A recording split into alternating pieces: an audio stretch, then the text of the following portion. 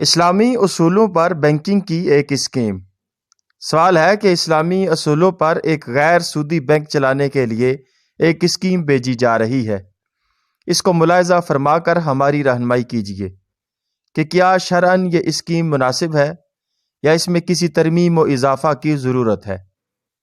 Scheme کا خلاصہ: مسلمان زمیندار، تجار اور اہل حرفہ مدتوں سے ساہوکاروں کے پنجے میں پھنستے جا رہے ہیں اور 25% تک سود ادا کرتے کرتے تباہ ہو رہے ہیں۔ بڑے تاجر اور زمیندار تو خیر بری بلی طرح پنپ بھی رہے ہیں، لیکن کم استطاعت مسلمانوں کا حال سودی قرضوں نے بہت ہی پتلا کر دیا ہے۔ ہم چاہتے ہیں کہ ایک مسلمان بینک مسلمانوں کو غیر سودی قرض دینے اور زکوٰۃ کی وصولی کا انتظام کرنے کے لیے قائم ہو۔ ابتداً ایک ضلع میں اس کا تجربہ کیا جائے اور پھر ملک بھر میں اسے پھیلا دیا جائے۔ مجوزہ بینک کے لیے ذیل میں چند اصول و مبادی درج کیے جاتے ہیں۔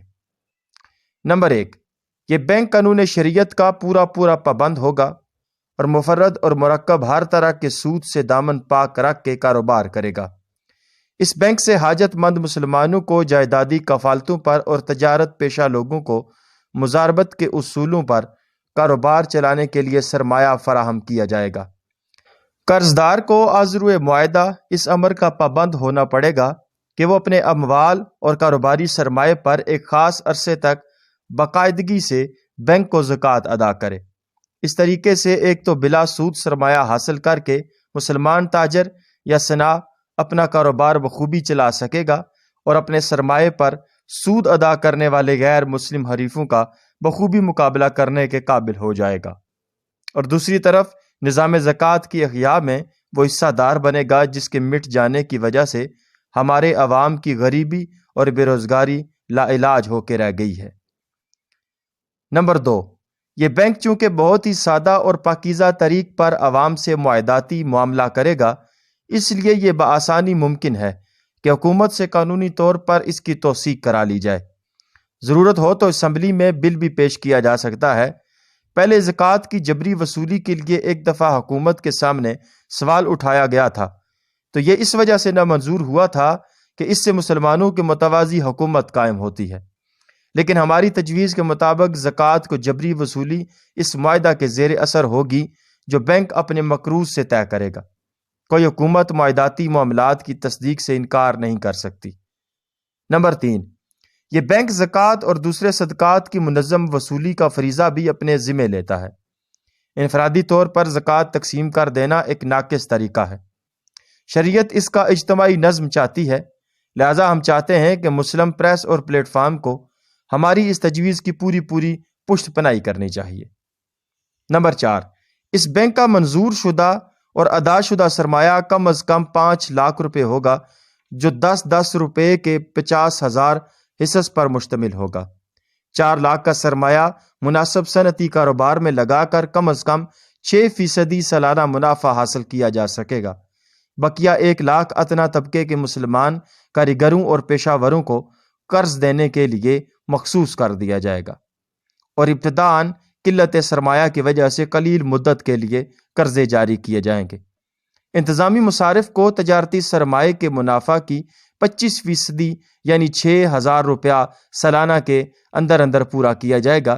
اخراجات کا تخمینہ حسب ذیل ہے: ایک مینیجر 200 روپے ماہوار اور 2400 روپے سالانہ، ایک اکاؤنٹنٹ 100 روپے ماہوار اور 1200 روپے سالانہ، ایک اسٹینوگرافر 50 روپے ماہوار اور 600 روپے سالانہ، 2 کلرک 30 روپے ماہوار اور 720 روپے سالانہ، 2 چپراسی 20 روپے ماہوار اور 480 روپے سالانہ، متفرق مصارف 120 روپے سالانہ اور میزان 6,000 روپے سالانہ خرچ۔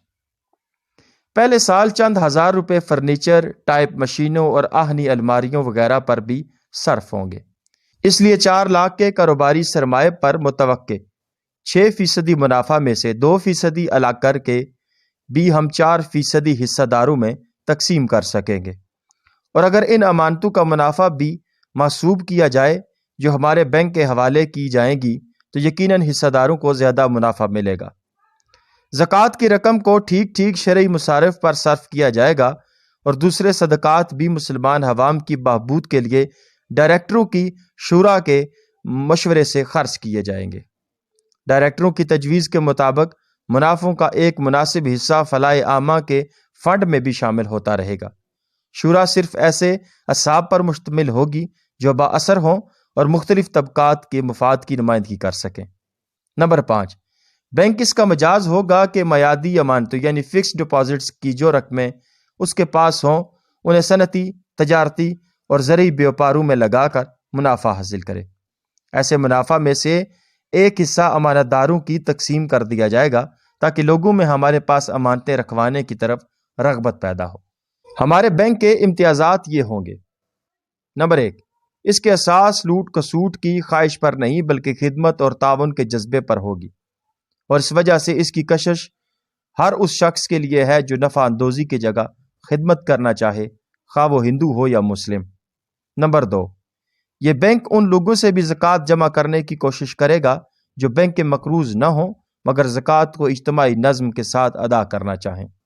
نمبر 3، میعادی امانتوں پر یہ بینک سود نہیں دے گا بلکہ اس کے بجائے ان امانتوں کو کاروبار میں لگا کر منافع حاصل کرے گا اور اس کا حصہ امانت داروں کو دے گا۔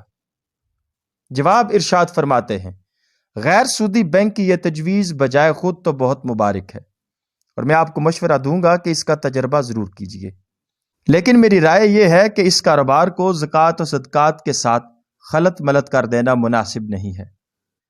کاروباری ادارہ لازماً کاروباری نوعیت ہی کی فکر، صلاحیت اور مصروفیت چاہتا ہے، اور خیراتی ادارہ بالکل ایک دوسری طرز کی فکر، صلاحیت اور مصروفیت کا طالب ہے۔ ان دونوں چیزوں کو خلط ملط کر دینے سے اندیشہ ہے کہ یا تو خیرات کا پہلو نقصان اٹھائے گا یا کاروبار کا پہلو۔ لہٰذا اگر آپ زکوٰۃ و صدقات کی تنظیم چاہتے ہیں تو اس کے لیے الگ انتظام سوچیے اور اس غرض کے لیے ایک مستقل ادارہ بنائیے۔ جہاں تک اس کے انتظامی مصارف کا تعلق ہے، اس کا سوال شریعت نے خود ہی پہلے سے حل کر رکھا ہے۔ زکوٰۃ کی تحصیل اور خرچ کا انتظام کرنے والوں کو شرعاً مال زکوٰۃ سے تنخواہیں لینے کا حق ہے۔ بینک کے کام میں زکوٰۃ و صدقات کی وصولی اور خرچ کو شامل کر دینے سے ایک خطرہ یہ بھی ہے کہ زکوٰۃ دینے والے بینک میں اپنی زکوٰۃ اس لالچ سے داخل کرائیں گے کہ وہاں سے ان کو قرضے حاصل کرنے میں آسانی ہو، اور یہ اس ذہنیت کے بالکل خلاف ہے جس کے تحت ایک مسلمان کو زکوٰۃ دینی چاہیے۔ بینک کے لیے تو مناسب صورت یہی ہے کہ اس کو بالکل کاروباری اغراض کے لیے کاروباری طریقوں پر چلایا جائے۔ مختصراً اس کے اصول حسب ذیل ہونے چاہیے۔ نمبر 1، اس کا سرمایہ 2 طریقوں سے حاصل ہو، ایک شرکاء کے حصص یعنی شیئرز، اور دوسرے ان لوگوں کی امانتیں یعنی ڈپازٹس جو سود نہیں لینا چاہتے۔ نمبر 2، وہ 3 قسم کے کام کرے، ایک مختلف صنعتی اور تجارتی کاموں کو سرمایہ فراہم کرنا اور حصہ داری کے اصول پر ان کے منافع میں سے اپنا متناسب حصہ وصول کر لینا، دوسرے بینک کاری کے وہ سارے جائز خدمات انجام دینا جو آج کل بینک عموماً انجام دیا کرتے ہیں اور ان کی فیس وصول کرنا، تیسرے حاجت مند لوگوں کو قابل اطمینان ضمانتوں یا جائیداد کی کفالتوں پر غیر سودی قرض دینا، اور اسی طرح تاجروں کی ہنڈیا بلا سود بنانا اور ان کو کم مدت کے قرضے بلا سود دینا۔ نمبر 3، ان میں سے پہلی 2 مدتوں سے جو آمدنی حاصل ہو وہ بینک کے انتظامی مصارف نکالنے کے بعد حصہ داروں اور امانت داروں دونوں قسم کے لوگوں میں متناسب طریقے پر تقسیم کر دی جائے۔ نمبر 4، اس بینک میں روپیہ رکھوانے اور اس کے حصص خریدنے کے لیے 3 محرک کافی ہیں، ایک سود سے بچنے کی خواہش، دوسرے حلال منافع حاصل کرنے کی توقع، اور تیسرے اپنے مال کے تحفظ کا اطمینان۔